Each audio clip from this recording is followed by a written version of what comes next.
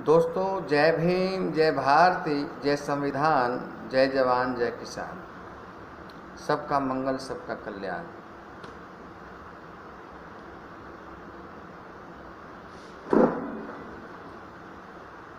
दोस्तों, मुझे दोबारा आना पड़ रहा है अपने विचार व्यक्त करने के लिए। मैं कुछ बातें भूल गया था। दोस्तों, जैसे हमने अभी खबरें देखी हैं, भारतीय जनता पार्टी के कार्यकर्ता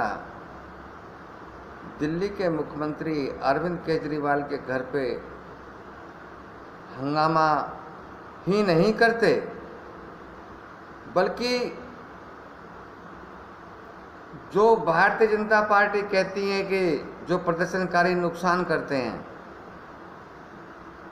उनकी भरपाई प्रदर्शनकारियों से ली जानी चाहिए।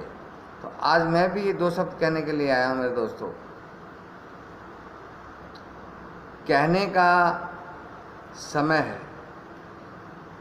जो भी नुकसान भारतीय जनता पार्टी के कार्यकर्ताओं ने दिल्ली के मुख्यमंत्री अरविंद केजरीवाल के घर पर प्रदर्शन करने के दौरान किया है, चाहे रंग वंग हाथ वाथ जो है और सीसीटीवी कैमरे तोड़े हैं, जो भी नुकसान उन लोगों ने किया है प्रदर्शनकारियों ने, मैं समझता हूँ मोदी जी को वो नुकसान उन प्रदर्शनकारियों से वसूल करना चाहिए।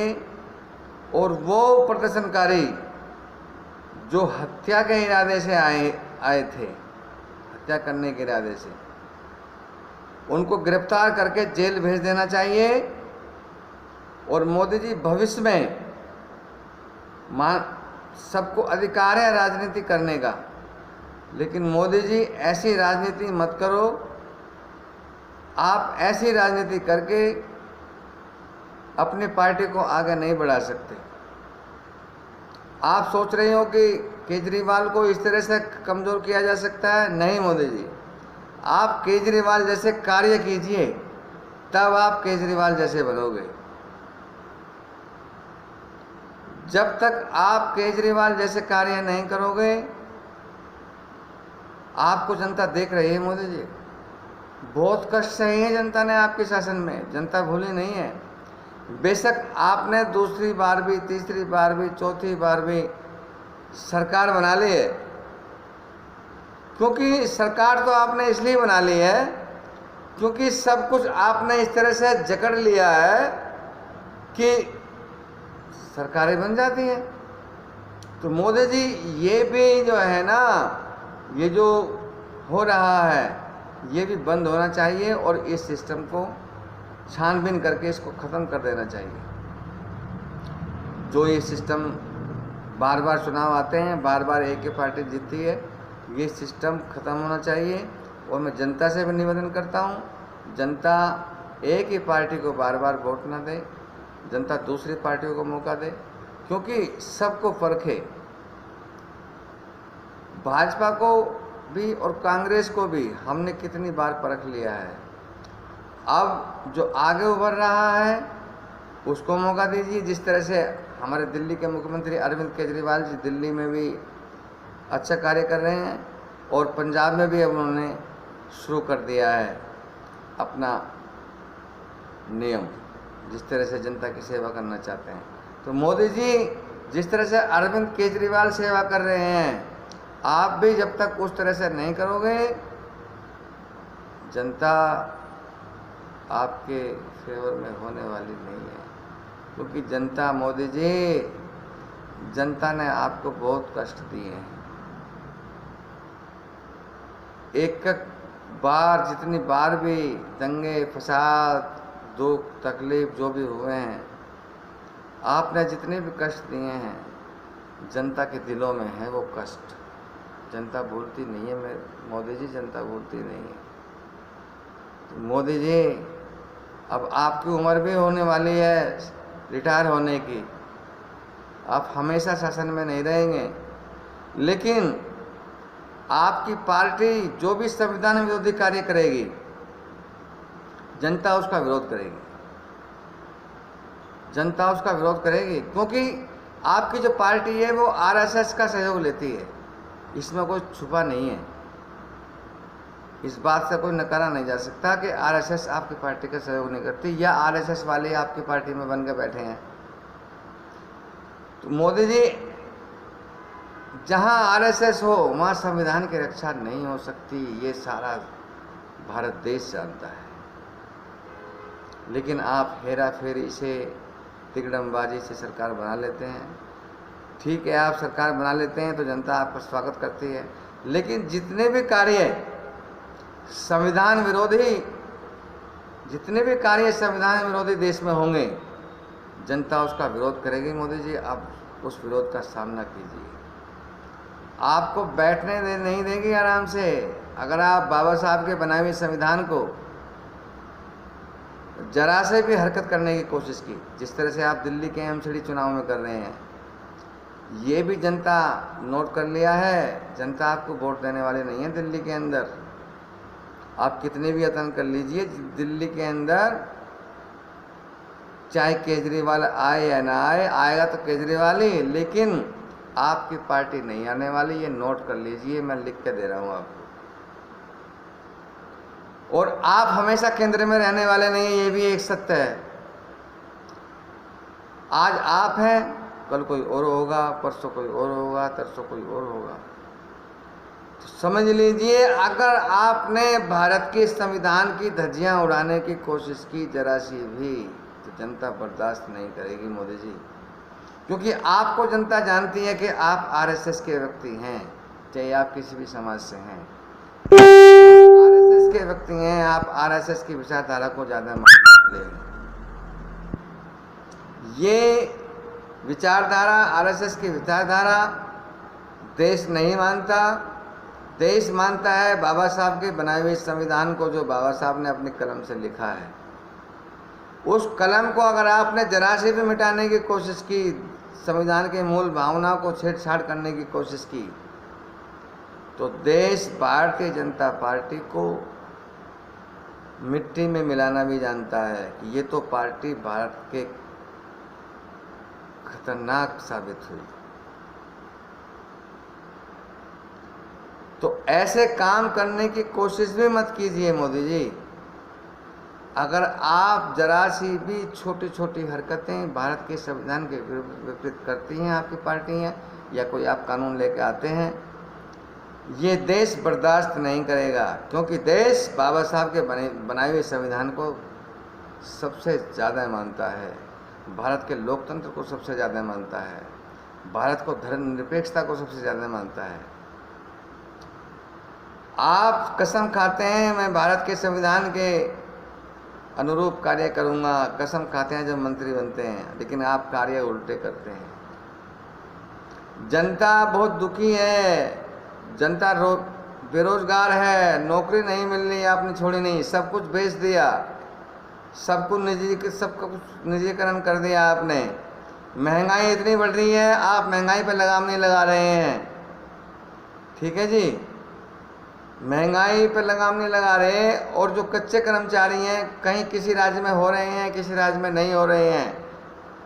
आप देश के मालिक बने हुए हो, प्रधानमंत्री हैं, तो आपको मध्य प्रदेश में पक्के हो रहे हैं तो हरियाणा में क्यों नहीं हो रहे हैं, यूपी में पक्के हो रहे हैं तो गुजरात में क्यों नहीं हो रहे हैं। तो पक्के जो कच्चे कर्मचारी हैं उनको पक्का करें तुरंत, और महंगाई को काबू करें। मोदी जी, यही विनती करने के लिए आया हूँ मैं देश के सामने अपने विचार वही रखता हूँ जो देश को चाहिए, और देश में बाबा साहब का संविधान चलेगा, चलता रहेगा, इसे कोई मिटा नहीं सकता माइका लाल। ये मैं अपने दावे के साथ कह रहा हूँ, क्योंकि बाबा साहब ने जो संविधान लिखा है, हम भारत के लोग भारत को एक संपन्न प्रभुत्व संपन्न समाजवादी धर्मनिरपेक्ष गणराज्य घोषित करते हैं। यही तो भारत के संविधान की आत्मा है। और इस आत्मा को अगर भारतीय जनता पार्टी ने खत्म करने की, आरएसएस ने खत्म करने की कोशिश की, कि जनता बर्दाश्त नहीं करेगी, जनता बर्दाश्त नहीं करेगी किसी भी कीमत पर। इसलिए मैं भारतीय जनता पार्टी को और आरएसएस के लोगों को चेतावनी देना चाहता हूं कि आप ऐसा कार्य ना करें जो भारत के संविधान को उंगली उठे। अगर आपने ऐसा कार्य करने की कोशिश की तो देश आपको बर्दाश्त नहीं करेगा, देश आपको मिट्टी में मिला देगा। आप देश से ऊपर नहीं हो, देश की जनता सबसे ऊपर है, क्योंकि जनता ही आपको बैठाती है और जनता आपको जनता की सेवा करने के लिए बैठाती है, न कि संविधान को बदलने के लिए, संविधान में ऐसे कानून लाने के लिए जो संविधान के विपरीत हों। मेरे विचार देश की जनता सुन रही है, आप भी सुन रही हो, तो मेरे विचारों पर ध्यान देना मोदी जी। कोई भी कानून बनाए, भारत के संविधान बाबा साहब के विचारों, जो बाबा साहब चाहते थे जैसा देश, समता मूलक समाज की स्थापना बाबा साहब की विचारधारा थी, तो ऐसी विचारधारा आप बनाइए। कोई भी मंत्री आपका, कोई भी विधायक, कोई भी नेता बाबा साहब के संविधान के विपरीत बोलने लगता है, उसको कठोर से कठोर सजा मिलनी चाहिए। चाहे आम आदमी हो, चाहे विधायक हो, कोई भी नेता हो, अभिनेता हो, जो बाबा साहब के बनाए हुए संविधान के विपरीत आवाज़ भी उठाता है, क्योंकि ये देश का संविधान ही हमारी दौलत है। इसके विपरीत कोई भी नागरिक, कोई भी नेता, कोई भी अभिनेता अपनी आवाज़ निकालता है, उसको देश बर्दाश्त नहीं करेगा और देश की कानून प्रणाली को उसको सख्त से सख्त सज़ा मिलनी चाहिए। ये सरकार बना लेते हैं और जब सरकार में बैठ जाते हैं तो अपने मनमानी पर उतरने शुरू हो जाते हैं। किसी भी नागरिक पर अत्याचार नहीं होना चाहिए, किसी भी हमारी महिलाओं पर अत्याचार। ये नेता जो सत्ता में बैठ जाते हैं, जनता को दुखी करने का काम करते हैं और जनता को कष्ट पहुंचाने का काम करते हैं। जो कष्ट पहुंचाते हैं उनको सख्त से सख्त सजा मिलनी चाहिए। अपनी सरकारी मशीनरी का दुरुपयोग करके जो सत्ता में बैठ जाते हैं मंत्री या विधायक, वो जनता को, कुछ लोगों को सताने का काम करते हैं। ये बंद होना चाहिए मोदी जी। इसके ऊपर कोई ऐसा कानून बनना चाहिए, कोई भी विधायक या मंत्री आम जनता को कष्ट पहुंचाने का काम करता है या उसको दुखी करता है किसी तरीके से, उसको सख्त से सख्त सजा मिलनी चाहिए। जब हमारा देश बाबा साहब के बनाए हुए संविधान की नीतियों पर चलने लगेगा तो देश अपने आप तरक्की करने लगेगा। देश सोने की चिड़िया कहलाता था, लेकिन इन नेताओं ने, इन कुछ ऐसी राजनीतिक पार्टियों ने देश को खोखला कर दिया। मुझे अपने विचार व्यक्त करने के लिए जब मेरे पर नहीं रुका जाता मेरे दोस्तों, तो मैं सोशल मीडिया पर अपने विचार व्यक्त करने के लिए आता हूँ और मेरी जान भी चली जाएगी, मुझे कोई परवाह नहीं है, लेकिन मैं बाबा साहब के कारवा को, उनके विचारों को सोशल मीडिया के माध्यम से समाज में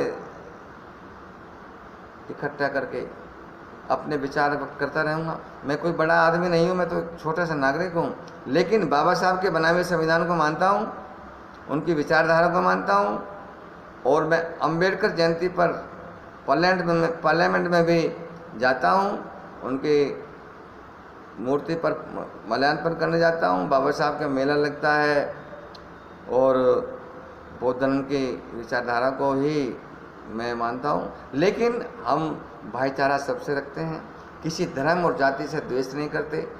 कभी भी किसी को कोई कष्ट है, अगर हम किसी की सेवा कर सकते हैं तो हम सेवा भी करते हैं। एक दूसरे की सेवा करते दफे हम ये नहीं देखते कि ये मुसलमान है, ये बनिया है, ये ब्राह्मण है, ये ठाकुर है, नहीं, कोई भी है हमारे सामने खड़ा है, भारत का नागरिक है, कष्ट में है, हम सेवा कर सकते हैं तो हम कर देते हैं।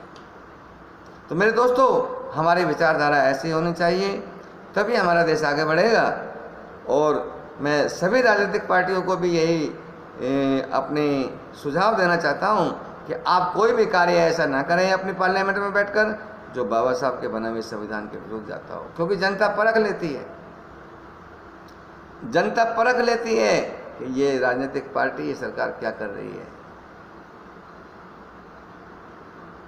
क्योंकि आपकी विचारधारा ही आरएसएस की है, दूसरी है, तो आप बाबा साहब की विचारधारा को सुनिए और पढ़िए। वो बाबा साहब कैसे देश बनाना चाहते थे, कम से कम उनकी विचारधारा को अगर आप आगे बढ़ाना चाहते हैं तो उनके देश जैसा शासन देश बनाइए, समतामूलक समाज की स्थापना कीजिए। जो पिछड़े हैं, अल्पसंख्यक हैं, दलित हैं, जिनको कभी राजनीतिक लाभ नहीं मिला, सामाजिक लाभ नहीं मिला, उनको वो लाभ मिलना चाहिए। जो गरीब है उसको पता नहीं चलता कि क्या हमें मिलना है, क्या नहीं हमें मिलना है, वो अपना ऐसे ही समय अपनी ज़िंदगी गुजारता रहता है। तो उस जो निचले पायदान पर व्यक्ति बैठा है उसको वो सुविधा मिलनी चाहिए। शिक्षा ऐसी होनी चाहिए हमारे देश में कि गरीब से गरीब व्यक्ति भी शिक्षा प्राप्त कर सके। हमारे विद्यालयों की दशाएं सुधरें, हमारे अस्पतालों की दशाएं सुधरें, यूनिवर्सिटियां बने तो देश तरक्की करेगा।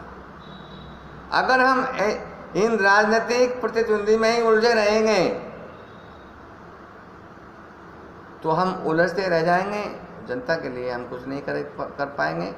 और जनता जानती है कि कौन राजनीतिक पार्टी हमारे लिए क्या कर रही है, कि ये क्या भारत के संविधान के विपरीत चल रही है या भारत के संविधान के अधीन चल रही है।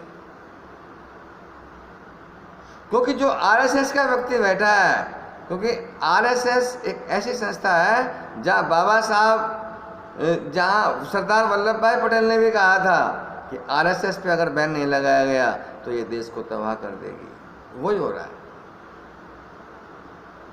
तो मेरे दोस्तों, इस आरएसएस जैसी संस्था पर बैन लगना चाहिए, क्योंकि जो जाति और धर्म को लेकर दंगे भड़काते हैं, कोई ऐसे अपना शब्द कह जाते हैं तो जब भी दंगे भड़क जाते हैं। तो ऐसी संस्थाओं पर बैन होना चाहिए।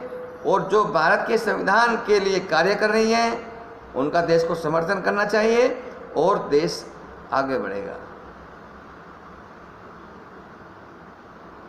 जनगणना पिछड़ी, अल्पसंख्यक, पिछड़े, दलित, पिछड़े, जब तक इनकी जनगणना नहीं होगी हम कितने हैं पता चलेगा कितने हैं। जब ये पता चलेगा कि हम कितने हैं तो सरकार भी जो है दहशत में पड़ जाएगी कि भाई इनकी संख्या तो बहुत ज़्यादा है। हम 85% हैं और 15% हमारे ऊपर शासन कर रहे हैं। जनता फिर भी नहीं समझ रही है। मेरे दोस्तों, जैसा अपना दुख है ऐसे ही पड़ोसी का दुख समझना चाहिए, समाज का दुख समझना चाहिए, देश का दुख समझना चाहिए। तो मेरे दोस्तों, हमें ऐसी शासन व्यवस्था की आवश्यकता है, ऐसी शासन प्रणाली की आवश्यकता है, ऐसी सरकारों की आवश्यकता है जो संविधान के विरुद्ध कार्य करती हैं। अब तो हमारे सुप्रीम कोर्ट के वकील हैं कुछ जो अपना कार्य करते रहते हैं कि जो सरकारें भारत के संविधान के विरुद्ध कार्य करेंगी उनके ऊपर कठोर से कठोर कार्यवाही हो जाती है। इसलिए सरकारें भी ध्यान दें कि संविधान के विरुद्ध कोई ऐसा कार्य न करें कि जो आपके जनता उंगली उठाए, है ना। हमें इससे कोई फर्क नहीं पड़ता कि भारतीय जनता पार्टी की सरकार है, केजरीवाल की सरकार है या कांग्रेस की सरकार है। सरकार किसी भी की भी हो, लेकिन सरकार किसी की भी होगी वो संविधान के अधीन ही चलानी पड़ेगी। कोई भी सरकार अगर संविधान के अधीन नहीं चलती है, संविधान के विरुद्ध कार्य करती है, करती रहती है, जनता उसको समय आने पर सबक सिखा देती है। हम आगे कैसे बढ़े, हमारा देश आगे कैसे बढ़ेगा, ये हमें विचार करना चाहिए। मेरे दोस्तों, बेरोजगारी भी हमारे देश के अंदर बहुत ज़्यादा है। सरकारों को रोजगार के क्षेत्र में भी ध्यान देना चाहिए। महंगाई इतनी बढ़ी है, अगर आप महंगाई पर लगाम नहीं लगा सकते कि महंगाई बढ़ रही है, बढ़ने दो, तो आप आम आदमी की जो न्यूनतम मजदूरी है उस तरह से तय होनी चाहिए जिस तरह से महंगाई बढ़ रही है, तो वो कवर कर सके। मैं सरकार से रिक्वेस्ट करना चाहता हूँ, विशेषकर देश के अंदर केंद्र में नरेंद्र मोदी की सरकार है। नरेंद्र मोदी की सरकार को मैं रिक्वेस्ट करना चाहता हूँ, मोदी जी ऐसा कानून बनाइए जो न्यूनतम मजदूरी, जिसमें पता चले कि हाँ इतने पैसे मजदूरी करने के को इतने पैसे मिलने बहुत ज़रूरी हैं। कहीं 1000 में आदमी मिल जाता है तो कहीं 500 में भी मिल जाता है, कहीं 300 में भी मिल जाता है। ऐसा नहीं होना चाहिए। अगर ऐसा कोई कार्य करता है उसको दंडित किया जाना चाहिए। ऐसा सख्त कानून बनना चाहिए देश के अंदर कि इतने पैसे से कम कोई नहीं देगा, इतनी तनख्वाह से कम कोई नहीं देगा, तब हमारा देश आगे बढ़ेगा। ये भ्रष्टाचार पर लगाम तब लगेगी। मेरे दोस्तों, मैं समय समय पर अपने विचार व्यक्त करने के लिए आता रहता हूँ और मेरे विचार सरकारों को भी, समाज को भी, देश को भी अपने विचार थिंकिंग करना चाहिए कि ये जो बंदा है, ये नागरिक जो अपने विचार प्रकट कर रहा है, क्या ये सही बोल रहा है या गलत बोल रहा है। थिंकिंग करें और जो सही लगे उसको करें देश को आगे बढ़ाने के लिए, तभी हमारा देश आगे बढ़ेगा मेरे दोस्तों। नहीं तो अगर इसी तरह से चलता रहा तो देश को पिछड़ने में टाइम नहीं लगेगा मेरे दोस्तों, क्योंकि पैसे वाला तो बढ़ता जा रहा है, मध्यम वर्ग को भी कुछ नहीं हो रहा है, और जो गरीब बिल्कुल पिछले पायदान पर आदमी बैठा है उसको इतनी टक्कर लगती है, मर रहा है तो उसको कोई बचाने के लिए भी नहीं आता। तो सरकारों को इस बारे में कोई विशेष रूप से ध्यान देना चाहिए और इन बातों पर जो मैंने कही हैं, मोदी सरकार देश में चल रही है तो मोदी सरकार को इन बातों पर विशेष रूप से ध्यान देना चाहिए। आमदनी बढ़ाएं, कर्मचारियों की तनख्वाह बढ़ाएं, कच्चे कर्मचारी पक्के हों, उनकी सैलरी बढ़ाएं, और आम आदमी की जो मजदूरी है, इतने पैसे से कम कोई नहीं देगा। अगर कोई कम देता हुआ पाया जाता है उसको दंडित किया जाएगा। तो मेरे दोस्तों, ये बातें जो मैंने कही हैं, आशा करूँगा मेरी इन बातों पर विशेष रूप से ध्यान दिया जाएगा। इन्हीं बातों के साथ मैं अपनी बात समाप्त करता हूँ। आशा करता हूँ कि सरकारें भी, समाज भी, देश भी मेरी बातों पर ध्यान देगा और हमारा देश आगे बढ़े, तरक्की करे। इन्हीं आशाओं के साथ जय भीम, जय भारती, जय संविधान, जय जवान, जय किसान।